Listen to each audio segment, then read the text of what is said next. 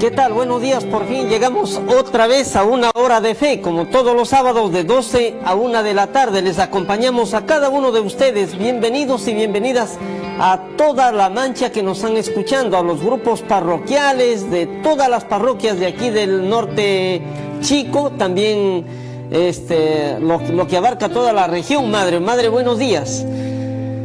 Buenos días, Padre. Bienvenidos a todos. Nuevamente nos encontramos en nuestro canal para tener una hora de fe y de esta forma poder evangelizar en muchos lugares. Así que les invitamos a compartir el programa desde este momento y es una forma de evangelizar también. Bienvenidos. Madre, hoy no vamos a sortear cosas, vamos a sortear zapatos y zapatillas.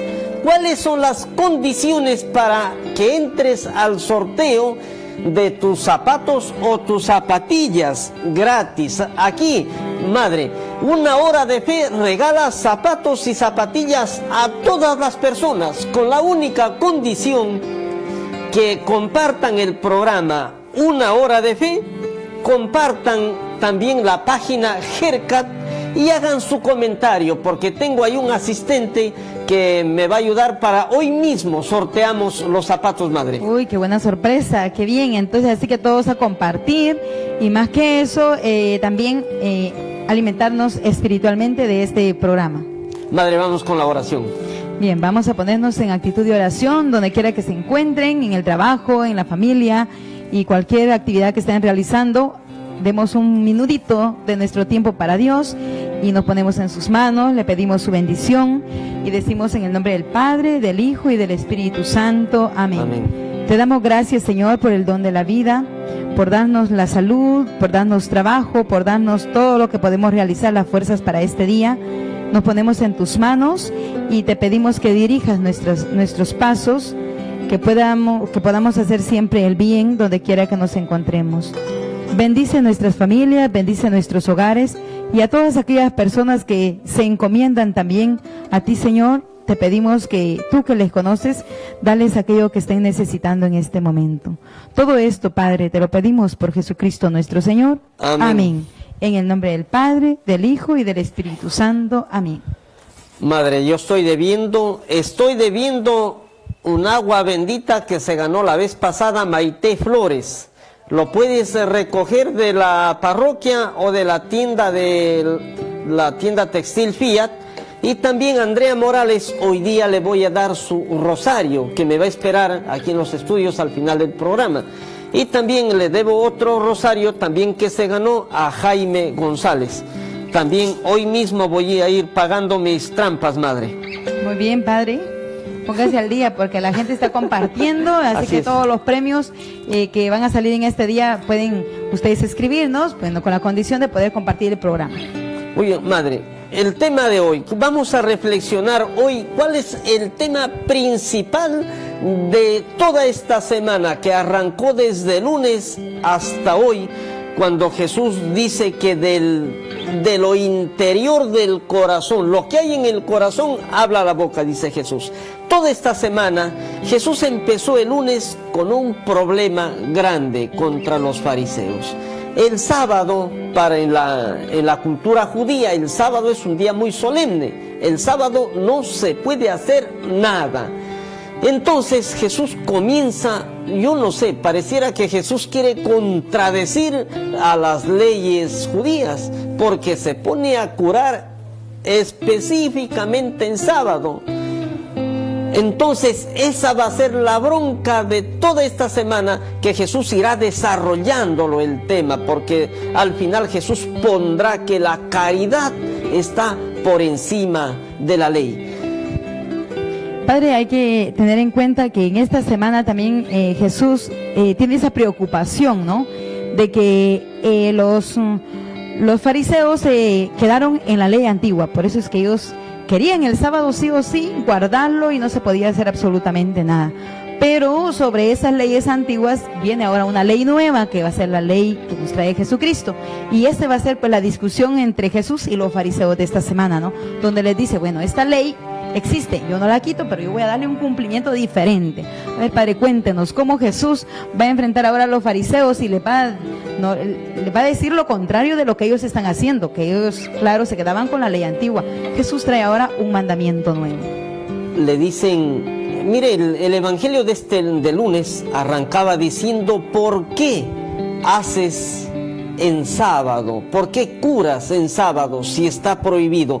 Era un paralítico y Jesús lo pondrá al paralítico en medio y les hará la pregunta a los fariseos. Se les dirá, ¿qué está permitido en sábado? ¿Hacer el bien o hacer el mal? ¿Dejar morir a un hombre o darle vida? Esa es la gran pregunta que Jesús irá desarrollando toda la Santa Semana. Y Jesús insiste en curar en sábado, en hacer cosas buenas en el día prohibido. ¿Por qué Jesús, uno se pregunta, ¿no? ¿Por qué Jesús cura en sábado? ¿Jesús no cumple la ley? ¿Qué ha pasado ahí? ¿Qué falta? La cosa, como usted misma dice, los fariseos se habían quedado en la ley por la ley. San Pablo dice que la ley mata. La ley sin la gracia, dice San Pablo, solo sirve para señalarme, solo sirve para que me acuse la ley. La ley no puede estar por encima del hombre. La ley no puede estar por encima de la caridad. Es la caridad la que tiene que estar siempre por encima de la ley. Y Jesús ha puesto muchos ejemplos durante esta semana. Por ejemplo, uno de aquellos ejemplos, madre, no sé si se acuerda de aquel joven que bajaba de Jericó a Jerusalén, sí, el y que fue asaltado en medio camino. La parábola. Un levita pasaba por ahí. ¿Por qué el levita no lo asistió? Porque era en sábado y él tenía que cumplir la ley. Efectivamente, se iba a cumplir la ley. Lo tenía que dejar morir por cumplir la ley. Pasó un pagano, porque un samaritano era un pagano, y es el pagano el que hace la caridad. Qué terrible, muchas veces nos puede pasar también, madre, a nosotros.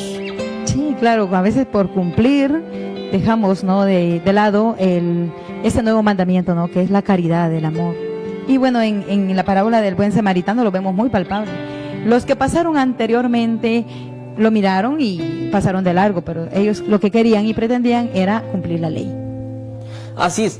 Y en esta semana Jesús tratará de enseñar no solamente a los fariseos, sino también a sus discípulos y a todos nosotros, que es el amor el que está por encima de todo. Es la caridad, esa entrega. Pues si no puedo cumplir la ley, cumple el amor, que es más que la ley. El amor va más allá que una mera ley. La ley no dice amar al otro hasta morir por él. Eso lo dice el amor, madre, no la ley. Sí, también en esta semana aparece este evangelio donde dice, ¿por qué te fijas en la paja que tiene tu hermano en el ojo y tú tienes una viga, no en el tuyo? Porque como usted decía, la ley mata, la ley es la que se fija, la que señala, y dice, con la misma medida que tú midas, serás medido. Entonces, vamos más allá de cumplir, ¿no? Porque a veces queremos cumplir algo en nuestra vida y dejamos pasar las obras de misericordia o dejamos pasar ese momento de caridad que podemos hacer con el prójimo. Y a veces viene esto con lo del evangelio, que señalamos al otro, pero no nos damos cuenta lo que nosotros tenemos en nosotros mismos. O sea, antes de fijarnos en el otro o condenar al otro, sería, ¿no?, examinarnos nosotros, vernos a nosotros mismos y a partir de ahí nosotros juzgar al hermano. Porque ahí sí nos da una gran lección nuestro Señor cuando nos dice, con la misma vara que tú midas, pues serás medido, ¿no? Entonces todo como que va siempre que nosotros señalamos a una persona, pues los otros dedos nos señalan a nosotros. Y es ahí donde nosotros podemos darnos cuenta de que siempre que queramos hacer ese cumplir esa ley de fijarnos y que aquel no cumple y que aquel está haciendo lo otro, y yo estoy cumpliendo realmente a cabalidad lo que tengo que cumplir. Entonces, pues es una pregunta para que nosotros nos cuestionemos en nuestra vida. ¿Y qué es lo que nos invitaba en esta semana Jesús? A ser perfectos como el Padre es perfecto. ¿Cómo es el Padre perfecto? Y Jesús decía, sed compasivos. También en otras traducciones dice, sean perfectos. ¿Y en qué consiste la perfección de Dios? ¿En qué consiste el ser como Dios? Y Jesús mismo dirá, no juzgues, lo que decía usted, no juzgues y no serás juzgado. Perdona y te perdonarán. No condenes y no te condenarán. ¿Dónde no te condenarán? En el otro lado, cuando estires la pata. Ahí no te van a juzgar si tú no has juzgado aquí, si tú no has señalado, si tú has sido misericordioso, si tú has sido compasivo con el otro. También Dios será compasivo contigo. Porque el mismo Padre Nuestro termina diciendo Jesús, si ustedes no perdonan de corazón a su hermano, mira, tampoco te arrimes ahí a estar, no llegues a Dios a pedirle que te perdone tus canalladas, cuando tú no puedes perdonar, como dice la mota de tu hermano, ¿no? Esa es la enseñanza que hoy, por eso Jesús dirá, de lo que sale, de lo que abunda en tu corazón, el que es bueno de la bondad de su corazón, saca el bien, dice Jesús. Un hombre bueno, generoso, como han sido los santos, tantas personas. Padre, uno de los grandes santos en la iglesia que nos dice, ¿no? Al final de nuestra vida seremos juzgados sobre el amor. Y viene a ser esto, ¿no? Que por mucho que nosotros hagamos tantas cosas, no es tanto cuánto hago, sino cuál es ese sabor que le pongo a lo que hago, que en este caso tiene que ser el amor. Y por eso ya el Evangelio nos dice, ¿no? Que lo que no juzgues y no serás juzgado, porque nosotros vamos a ser juzgados ya no por los seres humanos, sino va a ser por nuestro Padre Celestial en el cielo, o cuando nos encontremos con Él, nos va a juzgar según nosotros hayamos juzgado a los demás.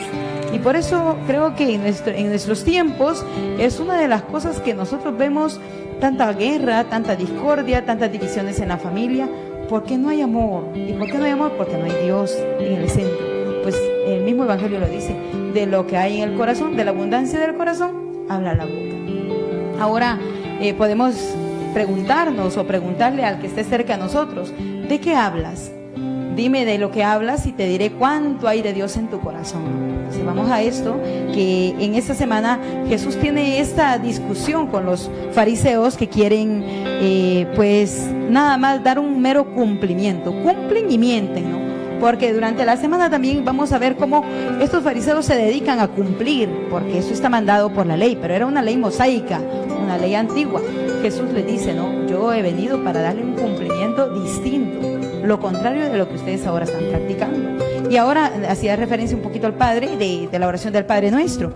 Cuando nosotros decimos, perdónanos como nosotros perdonamos, o sea, en la misma medida que nosotros perdonemos al prójimo o al próximo, al hermano, en esa misma medida seremos nosotros perdonados por nuestro Padre.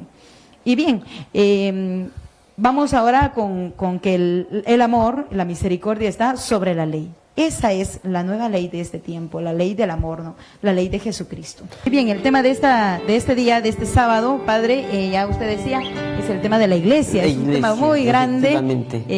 Sí, y entonces vamos a tocar algunos puntos específicos y claro, les invitamos a seguir con este programa todos los sábados porque vamos a llevar la secuencia de estos temas. Padre. Madre, la iglesia, bueno, como en temas también así religiosos, es un misterio también. La iglesia, ¿de dónde tiene sus orígenes la iglesia? La gente mucho se pregunta, hay gente que me dice, Padre, Jesús fundó ¿cuántas iglesias?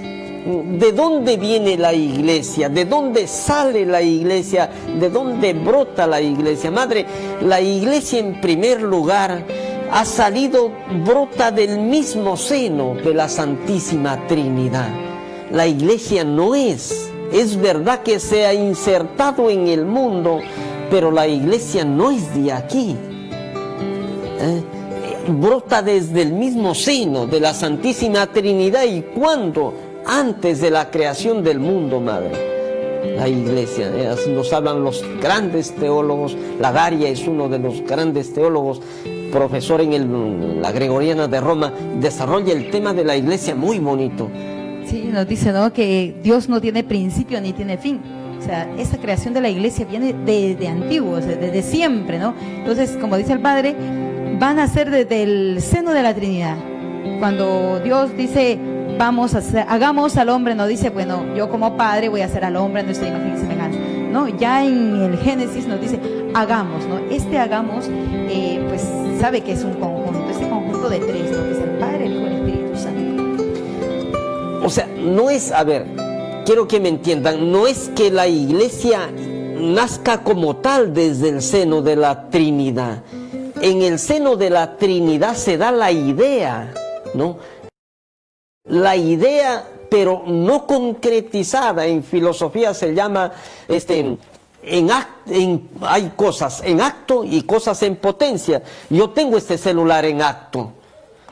Tengo esta mandarina o esta naranja que me acaba de regalar Rolly en acto, en potencia. ¿Cuándo es en potencia? Cuando todavía estaba en flor.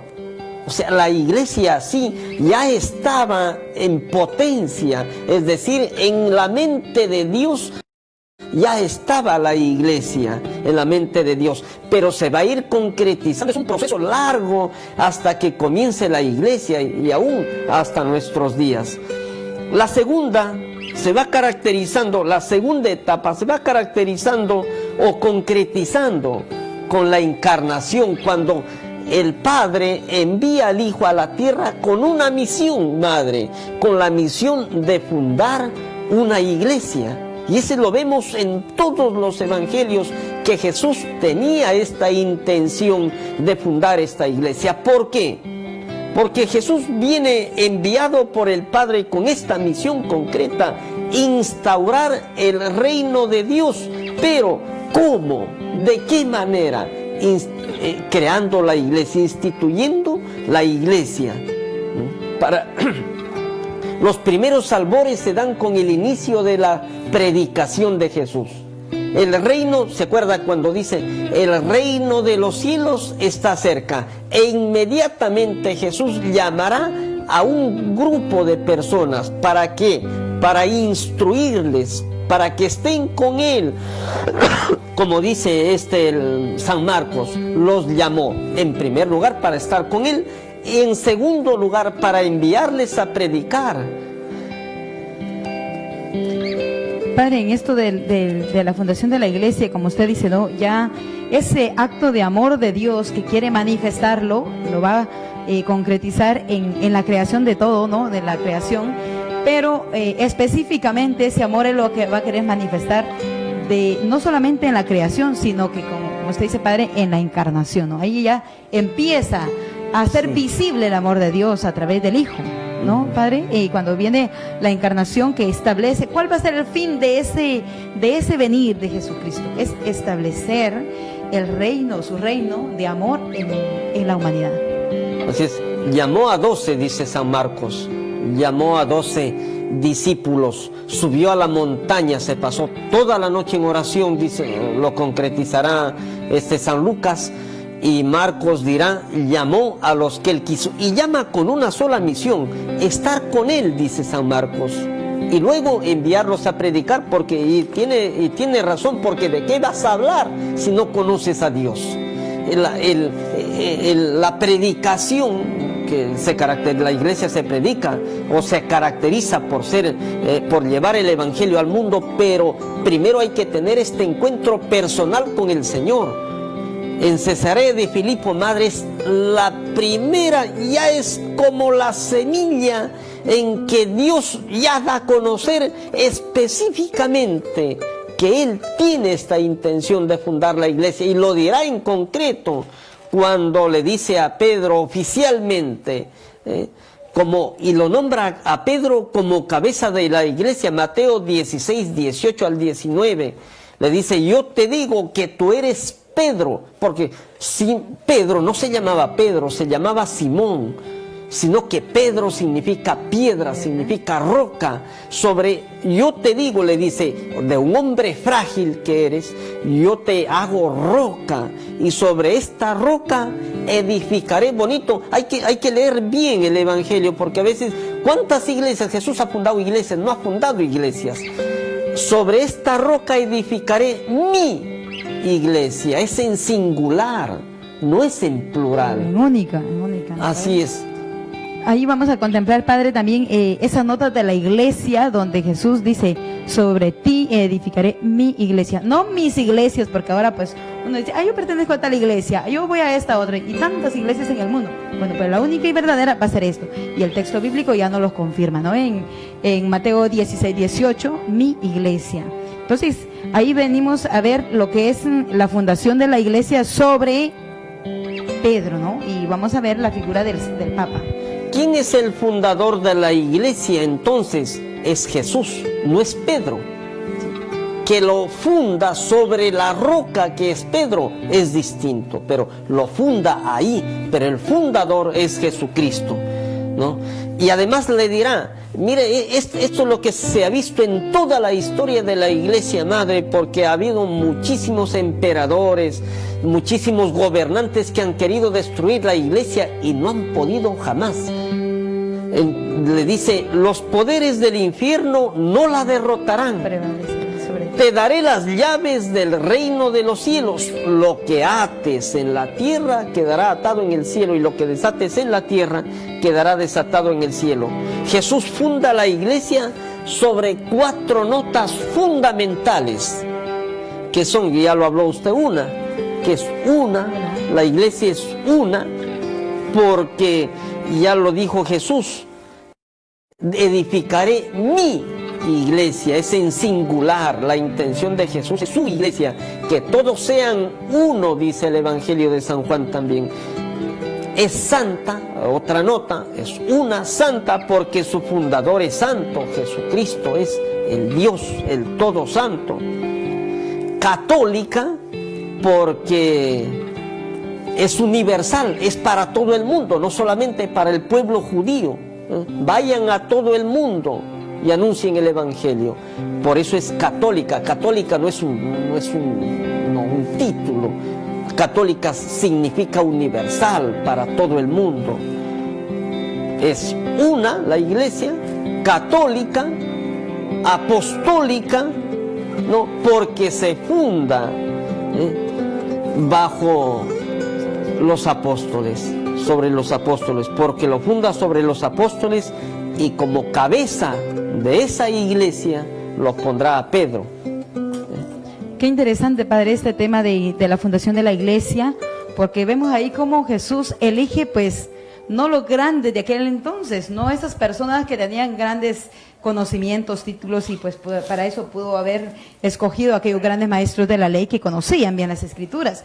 Sin embargo, Él elige a personas sencillas, personas de su tiempo, sin ver la clase social que tenían, y vemos cómo Jesús quiere hacer de su iglesia algo de la sencillez y de la humildad. Entonces ahí contemplamos la misión de Jesús en su vida pública, que elige a los apóstoles, que a uno le da el mando, ¿no? Como quien dice, va a ser la cabeza, que es Cristo, pero alguien que lo va a representar va a ser Pedro. Y es lo que ya veíamos ahí en las notas de la iglesia. Elige a los apóstoles y les enseña cómo instaurar su reino aquí en el mundo, no solo con palabras, sino también con hechos. Por eso nosotros vamos a encontrar en una parte de los evangelios que ellos van a decir, no podemos callar lo que hemos visto y hemos oído. Y así es como con estas 4 notas los apóstoles empiezan a propagar el reino de Dios. Esta propagación del reino, que va a ser el amor de Dios en el mundo, Jesús le va a dar ese poder, ¿no? Y ahí es donde ya, Padre, si continúa usted viendo lo de la fundación de la iglesia, que dando ya estas 4 notas, Jesús va a decir a los apóstoles, vayan por todo el mundo y prediquen el evangelio. Yo estaré con ustedes hasta el fin del mundo. Qué bonito, ¿no? Jesús no elige a los preparados, Él prepara a sus elegidos y les encomienda esa misión de ir, de dar a conocer ese amor de Dios. Por eso nosotros, la evangelización viene siempre de ese encuentro con nuestro Señor, como los apóstoles. Los llamó para que estuvieran con Él, aprendieran de Él, se llenaran de Él y de esa forma vayan, ¿no? Padre, continúa así con las notas de la iglesia, cómo se va desarrollando este proceso, ¿no? Esta historia de la salvación. Padre, madre, ahí la iglesia, se dice que la iglesia brota del costado de Cristo. ¿Y por qué la iglesia da a luz, por decirlo así? Jesucristo es una metafórica esta imagen, pero Jesucristo da a luz la iglesia en la cruz. Dice que del costado de Cristo nació la iglesia. ¿Por qué? Porque del costado de Cristo salieron sangre y agua, es decir, brotaron los sacramentos. No hay iglesia sin sacramentos, ni sacramentos sin iglesia. ¿Por qué? Porque los sacramentos son esos medios que Dios da para que la iglesia lo administre y mediante esos medios los hombres podamos salvarnos, ¿no? Por eso es que brota da luz del costado abierto de Cristo, brotan los sacramentos y con él los sacramentos son los medios de salvación que Jesús da para que la iglesia lo administre, ¿no? Los sacerdotes, por eso es que el sacerdote confiesa, por eso el sacerdote da la unción de los enfermos, el sacerdote celebra la misa, la iglesia administra los sacramentos. Sí, Padre, el tema de la iglesia es tan grande, tan extenso, donde Dios no solamente nos dice, miren, yo quiero establecer el reino en el mundo, sino que le voy a poner los medios cómo hacer.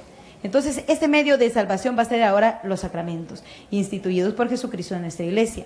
Por eso muchas personas dicen, bueno, pero la iglesia, ¿por qué hace esto? ¿Por qué hace el otro? Pero falta ver de dónde viene esa historia de la salvación y a dónde queremos llegar. ¿Cuál es el fin de estos sacramentos o de esta iglesia? ¿A dónde nos quiere llevar? A que todos conozcamos el amor de Dios Padre, el amor de Dios Hijo, el amor de Dios Espíritu Santo. Y eso va a ir concretizado, ya decíamos en el tema, la reflexión de los evangelios, a que nosotros también seamos misericordiosos como el Padre. Ese es el fin, ¿no? De conocer el amor de Dios a través de la iglesia y de darlo a conocer con palabras y con hechos, por supuesto. Madre, y después de que brotan los sacramentos, cuando Jesucristo sube al cielo, promete que enviará el Espíritu Santo en Pentecostés, y es ya en Pentecostés cuando ya es el momento. Lo demás se ha ido armando la iglesia, se ha ido armando con el llamado de los 12 apóstoles, se ha ido armando la iglesia con el conocimiento que van teniendo los apóstoles de Jesucristo. Nace la iglesia del costado de Cristo con los sacramentos y ya va a comenzar su trabajo de la iglesia el día de Pentecostés. Con Pentecostés ya comienza la iglesia su trabajo en el mundo, es decir, llevar el evangelio a todas las gentes. Es un proceso que nosotros vamos descubriendo en el transcurso del tiempo de Jesucristo en la tierra, que primero los elige, los llama, los instruye, les enseña y no los abandona. O sea, Jesús no les da una misión que, bueno, aprendan porque ustedes lo van a hacer después. No, Él les dice, yo estaré con ustedes. Después de la ascensión, como el Padre lo ha dicho ya, lo ha mencionado, Jesús se va y yo les prometo un consolador. Y ahí es donde viene el Espíritu Santo y los apóstoles toman fuerza. No sé si podrán recordar en la semana octava de Pascua, cómo esos días los apóstoles están atemorizados, están espantados, están encerrados por miedo a los judíos. Lo mismo que han hecho con su maestro, con su Señor. Esa es la misma suerte que corren. Veía Jesús se los había dicho en algún momento, ustedes, dichosos ustedes si son perseguidos por mi causa, ¿no? Y ya los apóstoles lo sabían, pero ese temor humanamente pues estaba ahí y los apóstoles no podían salir. ¿Qué nos va a pasar si nosotros salimos a predicar? Sin embargo, después de la venida del Espíritu Santo, que el Espíritu Santo los llena de todos sus dones, ya nos sorprende cómo los apóstoles dicen que salían contentos y felices de haber padecido por Cristo, porque los azotaron, los juzgaron y le hicieron de todo, y ellos salían contentos de haber predicado el Evangelio. Entonces esa es la fortaleza que reciben los apóstoles el día de Pentecostés, y es ahí donde públicamente sale ya la iglesia, ¿no? Con la venida del Espíritu Santo sobre los apóstoles, ¿no, Padre? Ahí sí. Tenemos esa disponibilidad de aquellos que fueron llamados, de aquellos que fueron elegidos, a estar abiertos y atentos a lo que Dios les quiera dar en su vida, y a partir de ahí ellos empiezan la evangelización. Después va a venir, Madre, después, una vez que ya se comience el trabajo del Espíritu Santo en la iglesia, comenzarán a expandirse la iglesia. Ya la iglesia no se encierra solamente en el pueblo judío, la iglesia va a salir a otros pueblos. Después de recibir el Espíritu Santo en Pentecostés, los discípulos se lanzan al mundo entero a proclamar la buena nueva. Galilea, Jerusalén, posteriormente con San Pablo, por todo el mundo, comienzan a fundar comunidades en las urbes más grandes. A la orilla del mar está Éfeso, Corinto, Tesalónica, todas esas urbes más grandes, hasta llegar después a Roma, donde darán la vida los dos grandes apóstoles, Pedro y Pablo. Pero llegarán los discípulos. ¿Cómo se va fundando? Los discípulos hacen comunidades, grupos. Por ejemplo, se van a Chancay, hacen un grupo que le llaman comunidad. Se van a Huacho, hacen otro grupo que le llaman comunidad. Se van a Barranca, otro grupo. Son comunidades que van organizándose por medio de comunidades. ¿Y qué hacen en las comunidades los primeros cristianos? Dos cosas: celebran la liturgia de la palabra y la liturgia eucarística, ¿no? Es el trabajo que realizan. Después predicarán. San Pablo será un gran predicador, el que llevará el Evangelio a todo el mundo conocido, ¿no? Sufrirá tendrá muchos sufrimientos, pero la cosa que se apasiona San Pablo por Cristo y lo juega todo. Padre, es impresionante estas primeras comunidades cristianas que conocieron, bebieron del amor de Jesucristo y ahora quieren ponerlo en práctica. ¿Cómo? En esas pequeñas comunidades cristianas.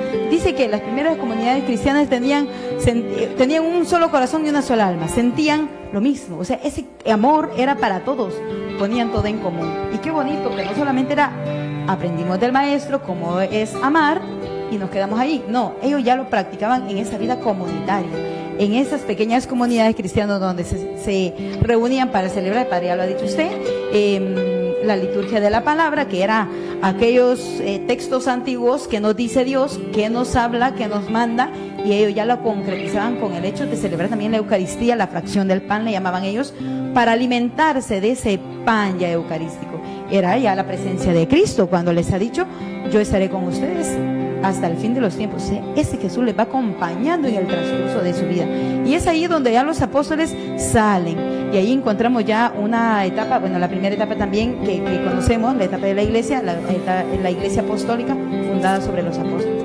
Y vamos a pasar a otro momento dentro de la iglesia, que ya los apóstoles van a ser perseguidos, la iglesia perseguida, ¿no? Y ahí es donde conocemos la vida de tantos mártires, primero los apóstoles que dieron valientemente la vida por Cristo, y a imitación de Cristo que da su vida por los demás. Nosotros también hasta nuestros tiempos estamos invitados, ¿no? Porque la iglesia igual sigue en persecución de muchas maneras, pero Jesús ya nos ha dicho que nada prevalecerá sobre la iglesia. Y entonces ahí es donde encontramos una iglesia perseguida. Ahí vienen ya los imperios, la iglesia imperial. Y bueno, ya los cristianos están ahí pues atemorizados, porque también encontramos en ese tiempo cómo era perseguida la iglesia. Todos los cristianos iban al final al martirio. Y encontramos ahí esa etapa de la iglesia que sufre esa persecución, ¿no? Hasta nuestros días. Y después ya encontramos pues una iglesia reformada que bueno, se dan muchos acontecimientos dentro de la iglesia donde hasta nuestros días nosotros podemos acercarnos a Dios. Así seamos lo peor de lo peor, tenemos un lugar en la iglesia.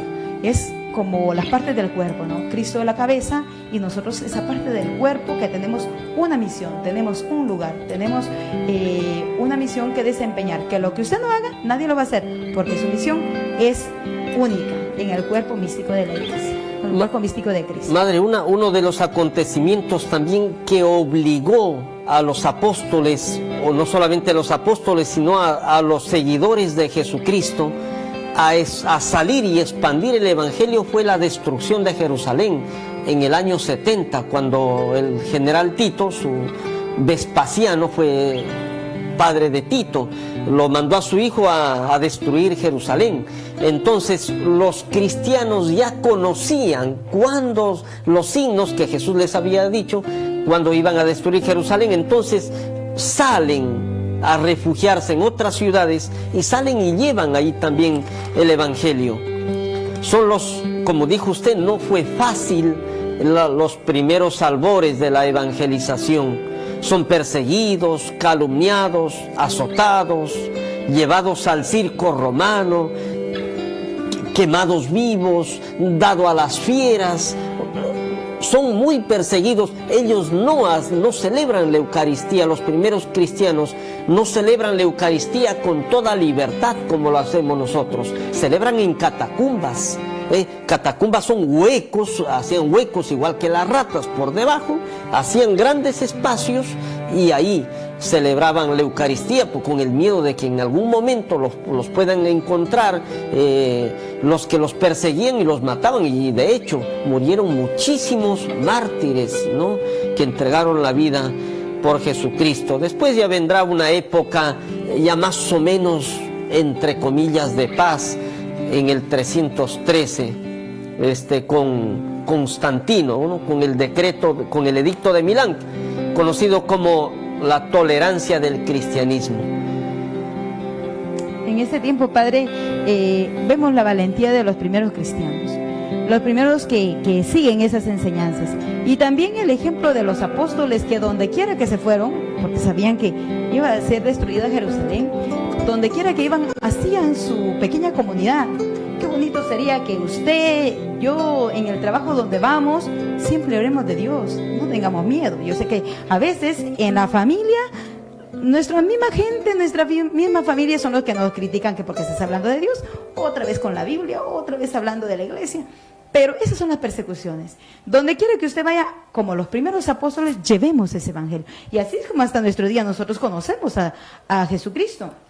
Gracias a esa propagación de la fe, la valentía de los primeros cristianos de dar la vida defendiendo la fe es para nosotros pues un ejemplo, un gran testimonio. Ahora una pregunta para todos: ¿cómo yo defiendo mi fe donde quiera que estoy? ¿Tengo la valentía de esos primeros cristianos? ¿No será que tenemos miedo? ¿No será que nos escondemos? ¿No será que mejor evadimos el tema cuando nos encontramos en el trabajo o de donde quiera que estemos o defendemos la fe que profesamos? Entonces, esa valentía de los primeros cristianos debe ser para nosotros ese testimonio de firmeza donde quiera que estemos, ¿no?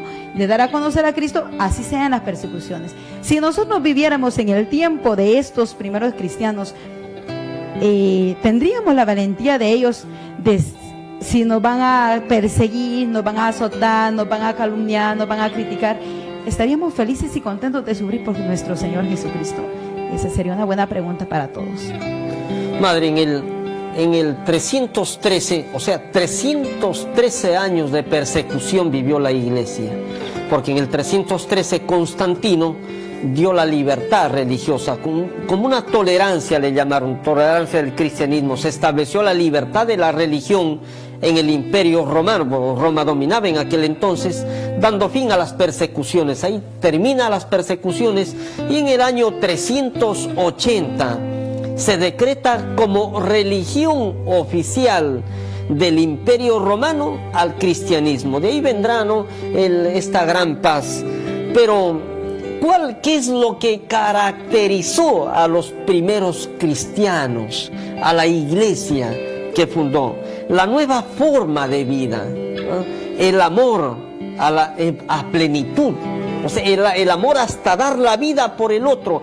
Jesús mismo había dicho: en esto conocerán que son mis discípulos, en que se amen los unos a los otros. Y los primeros cristianos tenían sus dificultades también, pero sobre todo la gente decía: este es un cristiano, por el testimonio de vida, por el amor con que amaba, con el amor con que hacía las cosas, por el amor con que se entregaba a los demás.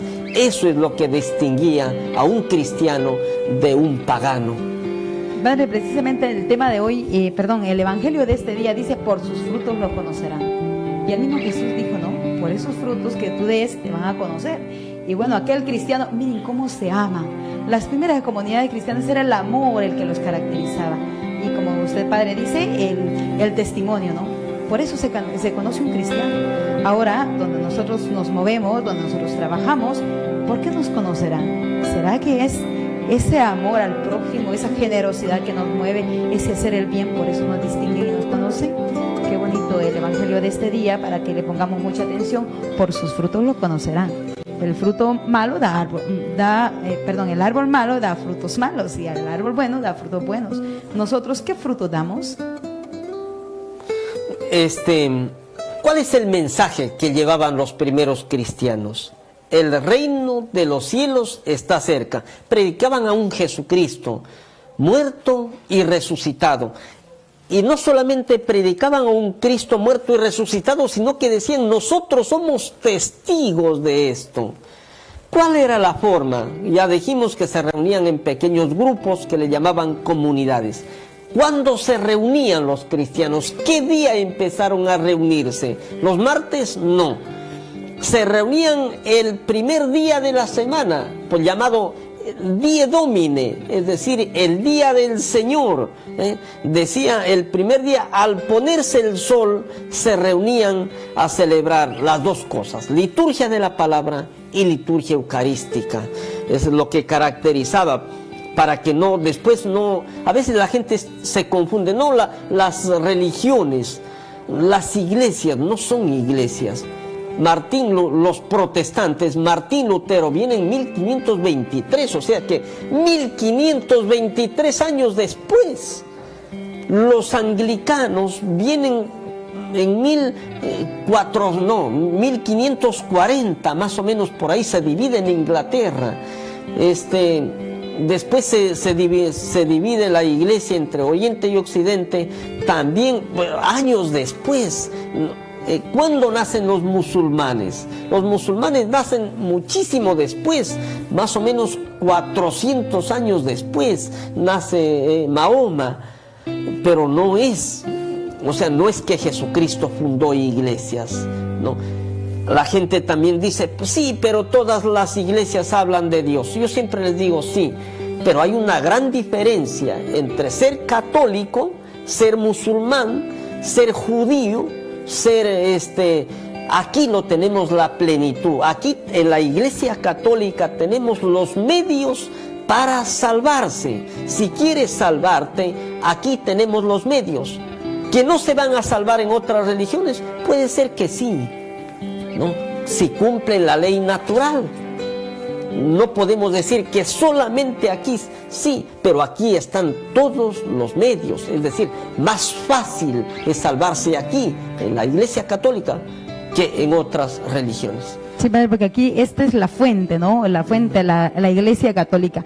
De hecho, que en los años 1453, que ahí ya viene la reforma, lo que usted decía, Padre, con Martín Lutero, que ya viene esta reforma dentro de la Iglesia, porque de hecho que no compaginaban o no querían aceptar ciertas cosas, y yo mejor vivo a mi manera. Y así es como la Iglesia, dentro de la Iglesia hay una reforma, ¿no? Pero para todo esto, el fin era de que Martín Lutero, que era parte de la Iglesia de Jesucristo, ya había tomado de la fuente, que es el mismo Cristo. Ya esas iglesias, como el Padre ya lo mencionaba, pues son de alguna manera, medios donde también hay personas que se encuentran con Dios, y lo importante es de que nosotros mantengamos esa fe firme. Y hasta nuestros días la iglesia ha sufrido persecuciones, momentos difíciles, pero dentro de eso, los santos actuales que encontramos dentro de la iglesia, hasta nuestros días, pues ese signo de santidad, ese signo de valentía que profesamos a pesar de los pesares. Así que hoy en día nosotros también, como en aquellos tiempos, encontramos otra clase de dificultades, otra clase de persecuciones. Y bueno, les invito a que continúen con nosotros en estos programas de los sábados, porque vamos a llevar una secuencia de temas. Esa santidad que tenemos. Sí, de aquí voy. Así que para todos. Padre, Madre, está ya esperando ahí el ¿quién se llevó los zapatos o zapatillas? Vamos a ver, a la 1, a las 2 o a las 3, madre. Usted diga. ¿Ah? A las 3. Este descartado. No. Descartado nuestro amigo o nuestra amiga. Descartado. ¿Qué? Juanis López. ¿Juanis? Juanis López descartado. Vamos a la segunda. Aquí rapidito nomás se hacen los sorteos. Vamos, descartado Evans Barreto, descartado también. El tercero, este se lleva los buenos zapatos, madre mía. Uy, compartan por eso el programa, para que te lleves zapatos gratis. Muy bien, ganador de este sábado es... Ganador de este sábado, atentos, es Enaida Cotrina. Enaida Cotrina, bravo Enaida, estás por ahí también, te he visto, ¿ya?